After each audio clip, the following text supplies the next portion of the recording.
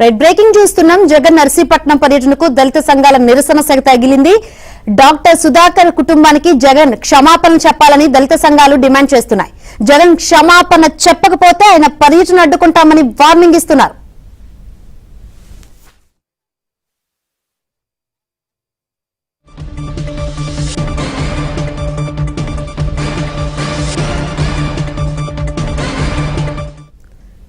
మరోవైపు జగన్ పర్యటనను వ్యతిరేకిస్తూ నర్సీపట్నంలో ఫ్లెక్సీలు వెలిశాయి. డాక్టర్ సుధాకర్ కు అవమానం జరిగిందంటూ ఫ్లెక్సీల్లో రాశారు.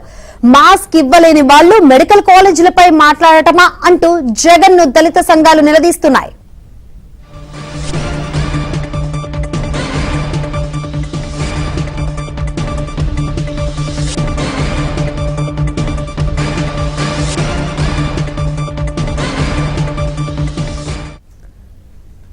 జగన్ నర్సీపట్నం పర్యటనకు దళిత సంఘాల నిరసన సెగ తగిలింది. ప్రస్తుతం సిచ్యువేషన్ తెలుసుకుందాం. మరిన్ని వివరాలు అందించేందుకు మా ప్రతినిధి నాయుడు సిద్ధంగా ఉన్నారు. నాయుడు, ఏంటి అప్డేట్స్?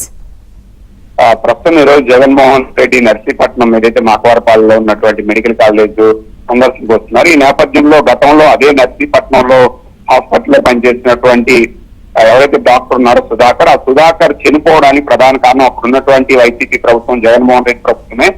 ఆ సమయంలో మాస్కులు అడిగితే, అంటే సరైన పీపీ కిట్ కానీ మాస్కులు లేకుండా ట్రీట్మెంట్ ఎలా చేయమంటారు, మేము ఇబ్బంది పడుతున్నాం అని చెప్పి నేరుగా ఆయన ప్రశ్నించినందుకు ఆయన వేధింపులకు గురి చేయడంతో పాటు అప్పుడు సస్పెండ్ చేశారు. కొన్నాళ్ళ పాటు తర్వాత ఆయన్ని ఒక విషయంలో అరెస్ట్ కూడా చేసినటువంటి నేపథ్యంలో ఆయన వేధించి అతని మృతికి కారణమైనటువంటి జగన్మోహన్ రెడ్డి, ఆయన ప్రభుత్వం ఖచ్చితంగా క్షమాపణ చెప్పాలి.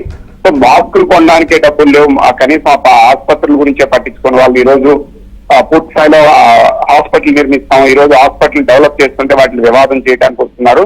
సో ముందు ఎవరైతే సుధాకర్ పట్ల మీరు వ్యవహరించిన తీరు పట్ల క్షమాపణ చెప్పే ఇక్కడికి రావాలి, లేకపోతే అడ్డుకుంటామని చెప్పి నిన్నే దళిత సంఘాలు ప్రకటించినటువంటి పరిస్థితుంది.